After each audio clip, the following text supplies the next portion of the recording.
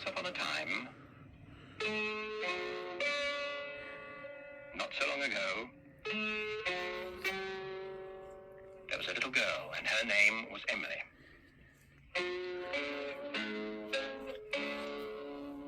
And she had a shop. There it is. It was rather an unusual shop because it didn't sell anything.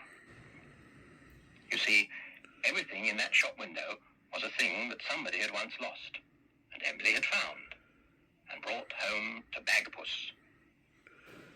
Emily's cat, Bagpuss. The most important, the most beautiful, the most magical, saggy old cloth cat in the whole wide world.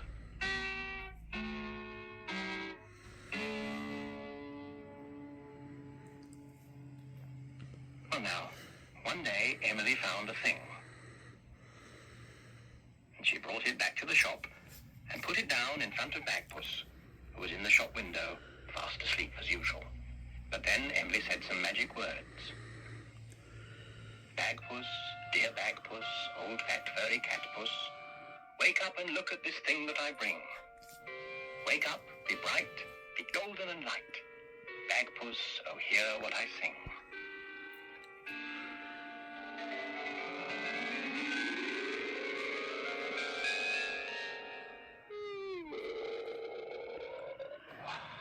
And Bagpuss was wide awake. And when Bagpuss wakes up, all his friends wake up too. The mice on the mouse organ woke up and stretched.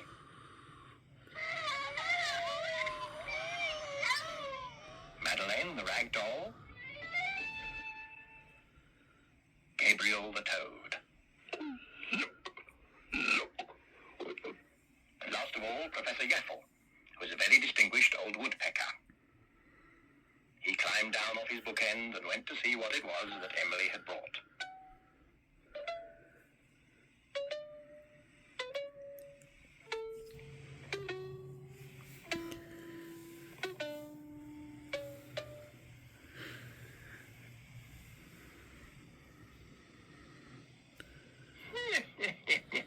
Now, what's all this? Bits and pieces. Broken bits and pieces of things. No, nothing broken. They're not broken. Wait a minute. Fix it, we'll unmix it. We will fix it up, we'll fix it. We don't mind it and we will find it all. Find each bit and make it, find it all. Find each bit and make it fit. Ah, yes, a turtle. Look, everybody, a turtle.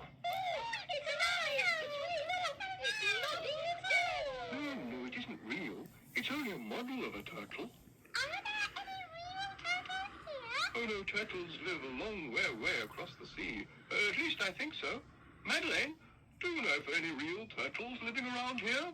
Oh, no. This country is too cold for turtles to live out of doors. There may be some in zoos and special places like that. Yes, that's right. The only turtles around here that I've ever heard of were very cold and sad and very glad to go home to Montego Bay. Oh, yes. How did they go home? Shall I tell you? Yes, tell us! All right, then. If you get the roll of turtle music,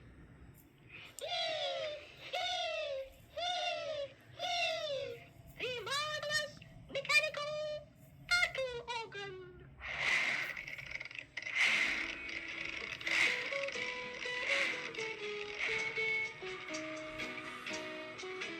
Oh, I tell you of turtles who swam in a lily pond around and around on a cold summer's day.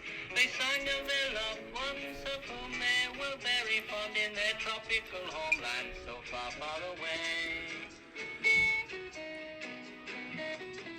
Oh, the turtles they wept as they swam round their lily pool. We wish we could just see our loved ones one day. Said one, though you may think that I am a silly fool to go there by boat, a convenient way. Oh, the turtles turned round and walked out of their lily pool to start of a red bus, they just held out a hand.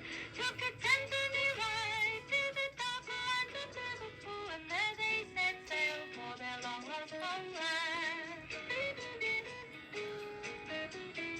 Oh, the turtles were happy and shouted, away we go, the ship bore them over the blue briny sea, until they hove to in the Bay of Montego, and there all their uncles and aunts they did see.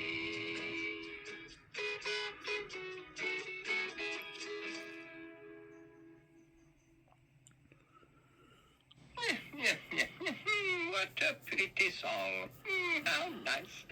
I did enjoy that. I do like a song with a happy ending. There's a lot of rubbish, of course. Absolute rubbish. Turtles don't go on ships and buses. Turtles don't even weep. It's all nonsense. And in any case, we haven't fitted all the pieces together yet, have we? What about those other pieces? We will pick it up, we will pick it up, we will pick it up, bit by bit.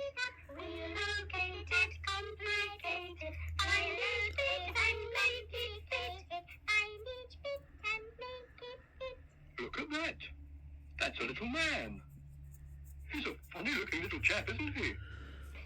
He's not a funny-looking chap, as you put it. He is a Chinese gentleman of great wisdom and respectability. I think his name is Huang Hai, and if I am right, he is the wise man of Ling Po.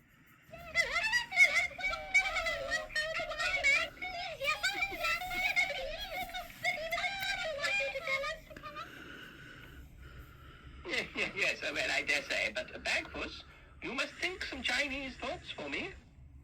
Chinese thoughts? Oh dear, I don't know. I think I shall need a Chinese thinking cap to think Chinese thoughts. Go on, let's try a thinking cap. I can a cap. Here's one. This will do. Yes, thank you, yes. Now, what Chinese thoughts shall I think? Yes, the wise man of Ling Po lived on an island. It was an island in the middle of a Chinese lake. An island in the middle of a Chinese lake. How about that? That will do nicely. I will begin the story. It was a long time ago. There lived on an island by a lake in Ling Po a wise man. He was very old and very wise, and all he wanted to do was sit beside the lake and think, and watch the leaves growing on the trees. His favorite companions were the turtles, who would come out of the water to sit beside him. The wise man particularly liked the turtles because they didn't talk or ask him silly questions. They would just bow politely to him, and he would bow politely to them, and they would sit in the sun. The wise man and the turtles would have been perfectly happy, except for the fact that there was a bridge between the island and the shore. And over this bridge would come the people of Ling Po to ask the wise man questions and bring him presents. The wise man was always polite to them. He usually thought their questions were silly, and he didn't really want their presents. But he was happy to put up with them until the day they brought him soup. Yes, one day a person came over the bridge to the island and presented the wise man with a bowl of soup. Now, this person said it was exceptionally delicious soup. It was a new recipe. Everybody thought it was marvelous. It was turtle soup. Now, it was many years since the wise man had been angry, but the thought that he was being offered soup made from his best friends displeased him so much that he threw the soup, bowl and all, at the grinning face of the silly person, and then drove him from the island with a big stick. The wise man was really furious. He said, "The people of Ling Po are stupid as well as silly. I will have nothing more to do with them. I will break the bridge so they cannot come to my island." Then the wise man took his big hammer and walked across the bridge. As he crossed each section of the bridge, he swung his hammer. Thump, thump, and smashed the piece of bridge he had just crossed. Thump, thump, thump, thump. The people of Ling Po watched him, and they were amazed. They had always thought of him as a wise man, and here he was doing something very silly. he was breaking his own bridge. When he reached the shore, the wise man spoke to the people. He said, "The turtles are my friends, and do you no harm. Please do not catch them and make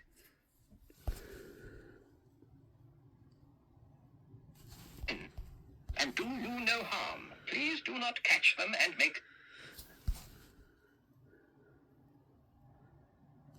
And the people said, "Please do not catch them and make them into soup." Then the people said, "Why should we do what you say?" And the wise man replied, "Because I am the wise man of Lingpo, and the turtles are my friends." And the people laughed. They said, "You were once the wise man of Lingpo, but now you are the silly man of Lingpo, because you have broken your bridge." The wise man said, "I do not need the bridge anymore. I shall live on my island alone and have nothing more to do with you." Then the people laughed still more. "How will you get to your island, you silly wise man? You have broken your own bridge." Then the wise man said, "I am the wise man, and I know many things you do not..."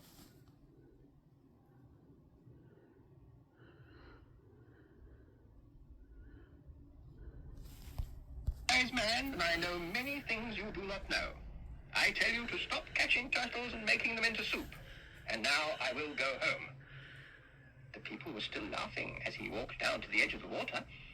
But they stopped laughing very suddenly when they saw him walk briskly across the surface of the water and step onto his island, without, it seemed, getting more than the soles of his feet wet.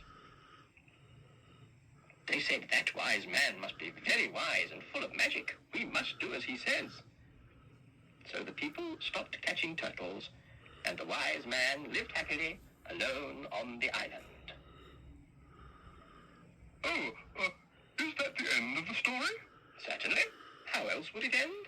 But how did he walk back to his island? He wasn't really doing magic, was he? No, of course not. Bagpuss, think about what the turtles were doing while the wise man was talking to the people. Oh, yes, of course, the turtles, yes. Yes, the wise man's friends, the turtles. They piled themselves up on the bed of the lake and made stepping stones just under the surface of the water. Then the wise man just stepped from one pile of turtles to the next. And as he stepped off, the turtles swam away. The people of Lingpo never found out what had happened. They thought it was all magic, and they never caught turtles again.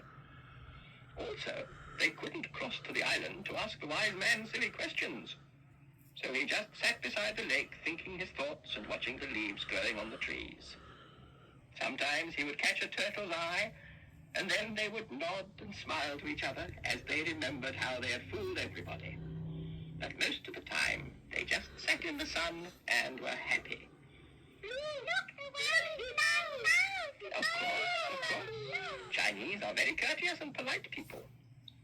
Now, mice, take them and put them in the window. So the mice pulled them to the front of the window and left them there, bowing and nodding to each other, so that if anybody who had lost a Chinese wise man and a turtle should happen to come past, he would see them there and come in to collect them. And so their work was done.